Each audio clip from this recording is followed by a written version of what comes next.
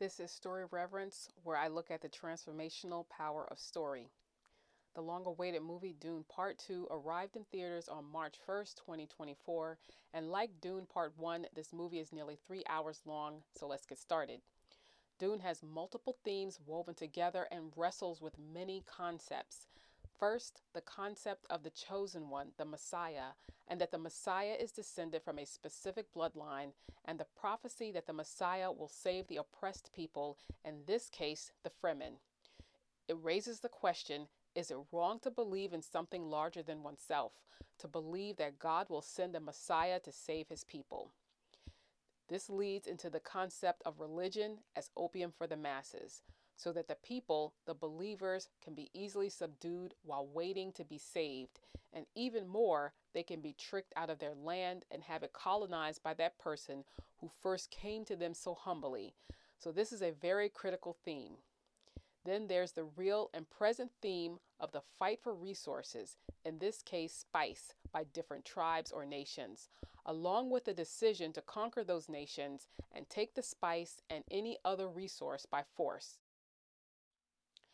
Then there's the concept that an unborn child has thoughts and feelings and can share them with their mother and siblings. The story also has an ecological theme. We see the ecology of the different worlds and how they're interdependent. Then there's the fear of the foreigner or the other, others that are of different faiths, ethnicities, and backgrounds, or just look different, like the Harkonnen. The story blows away the concept of love conquering all, or that blood is thicker than water. This story has the portrayal of a powerful group of women known as the Bene Gesserit. The Bene Gesserit's only concern is the control, specifically of men. However, the Bene Gesserit say they chose no sides, but that's not true. They've actually chosen themselves.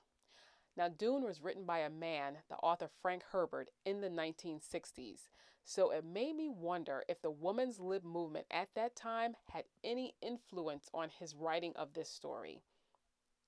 All of these themes are just as relevant today as they were when Frank Herbert wrote Dune over 50 years ago. So, this movie, like most epic science fiction films, is about the choice between good and evil. The main character, Paul Atreides, must choose between his allegiance with the Fremen and the prophecy that he is the chosen one. Dune Part 2 shows Paul's transformation from rejecting the belief that he is the chosen one to accepting and embracing it, which will lead to a holy war, a war that Paul initially feared. In this movie, there are three nations: the Fremen, the Harkonnen, and Paul's people, the House of Atreides. At first, Paul lives with the Fremen and gains their trust. He learns their language, their customs, and their beliefs. And he also has a relationship with Choni, a young woman that's part of the Fremen. Together, Paul and Choni attack the Harkonnen and destroy their ships which carry the spice harvest. These raids help bond Paul and Choni, and it also helps Paul to gain more of the Fremen's trust. Paul is humble despite being the son of the Duke of Atreides, and this creates awe for the Fremen when they learn of his background. Meanwhile, Paul's mother, Lady Jessica, is pregnant, and Lady Jessica starts having conversations with her unborn child, Aaliyah. And the unborn child, basically Paul's sister, also has conversations with Paul. These are spiritual or psychic conversations with Paul. Aaliyah encourages Paul to embrace the prophecy, including drinking the water of life, which is liquid that only women can drink, but will kill males if they attempt to drink it. Of course, Lady Jessica has already been encouraging Paul to accept the prophecy as well. And it tickled me that Lady Jessica and her unborn daughter were scheming together to bring Paul in alignment with their vision for him. I'll bet some of you are thinking, I knew it. Women are always scheming on men from cradle to grave. In this case, one of them wasn't even born yet, and she still thought she knew best. But getting back on track, this movie raises many questions about power, control and surrender, faith, hope and doubt, and male and female psychology and the union of the two. I recommend that you see the movie for yourself, but here's what I liked. The women, such as Paul's mother, Lady Jessica, and Choni are trained fighters. They have some really cool fight scenes. And still, the story recognizes that it's men that do the bulk of the fighting in wars, and men are the bulk of the casualties as well. I haven't read the book yet, so I don't know if the women were actually fighters in the book or if this was something strictly for the movies. I also like that Choni is part of the Northern Fremen who don't believe in the prophecy and scoff at the Southern Fremen for their beliefs. As Choni gets to know Paul, she doesn't mock him and defends him to her Northern kinswoman. Choni says about Paul, he is sincere, unlike the other strangers. And then with Paul, Choni assures him that he will never lose her as long as he remains who he is. Considering Paul's psychological battles, those are prophetic words because Paul knows that fear is the mind killer. But later, when Paul betrays Choni, Choni remains committed to fighting for her people. Therefore, she refuses to acknowledge Paul as the chosen one, and she flees the scene when the Fremen bow to him. I also liked that Paul's decision to embrace the prophecy didn't come from within himself.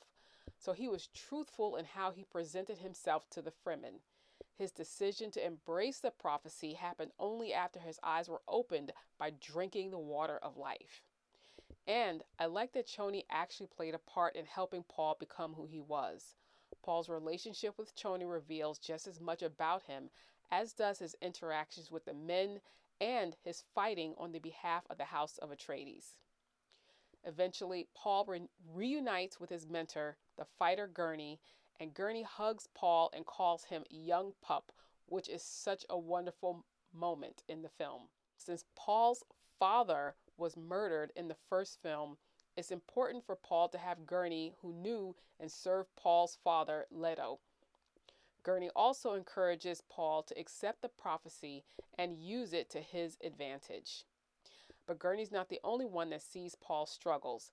The Fremen leader, Stilgar, sees Paul as the Messiah that the Southern Fremen have been waiting for, and every action that Paul takes, from embracing the Fremen culture and ways, to his humbleness, to riding the grandfather worm, is part of the Southern Fremen prophecy of the Messiah.